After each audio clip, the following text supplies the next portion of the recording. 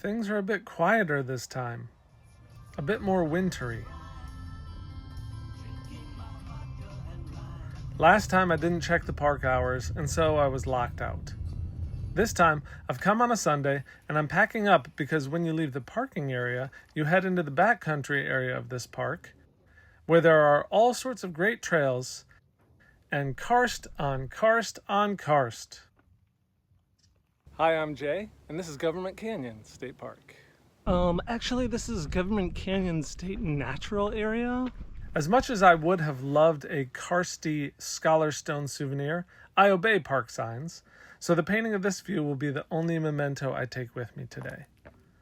I set up my perch and set out these Geneva oil paints that I brought. Pretty quickly, I threw on a block-in of the scene, but I had to stop and contend with some issues. The first was the wind, and I had to use some of these lovely stones to help weigh down my tripod.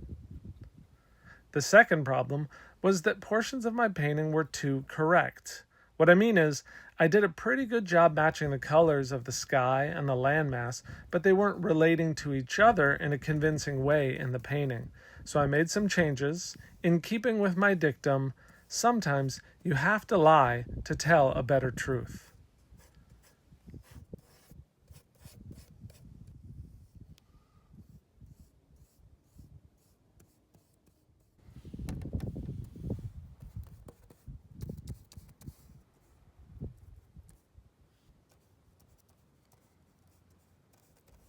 After I started to feel a bit more of the character of the day and the distance within the painting, I wanted to create areas of basically random texture. I found that I can render areas a bit too evenly, and it makes the scene feel less natural. With the majority of the scene indicated, I was finally able to start painting the star of this picture, the Texas sorrel. Another lesson I've learned by painting other plants like yuccas and agaves is how quickly they can begin to feel false if you ignore the z-axis within the image.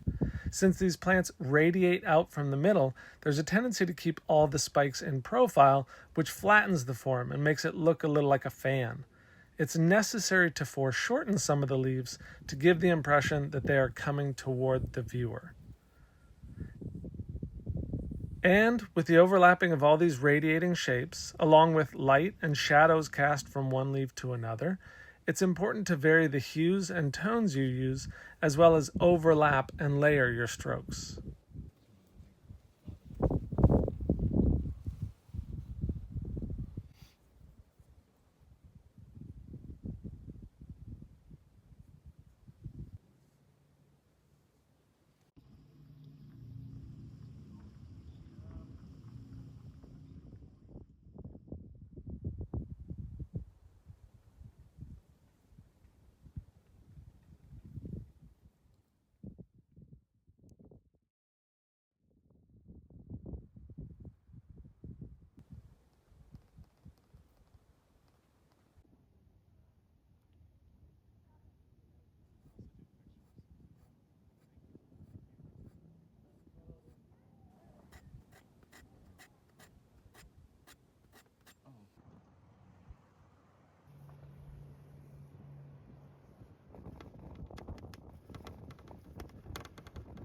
I'm really pleased with this painting, and as I return the stones to where I found them, a la Leave No Trace, I can't help wondering, is this the best painting I've produced so far?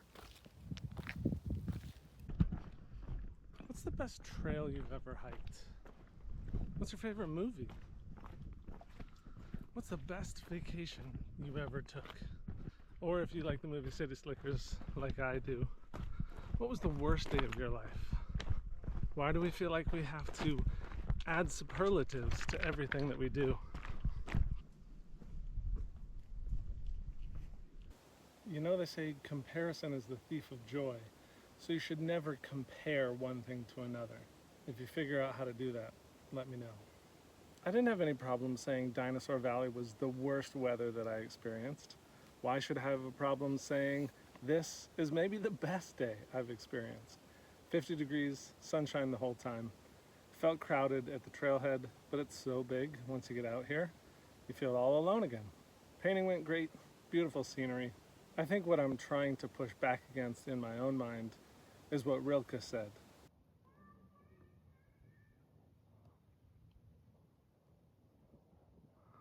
I've had a great day in Government Canyon State Park, but I hope I can say that I've enjoyed all my time in every park.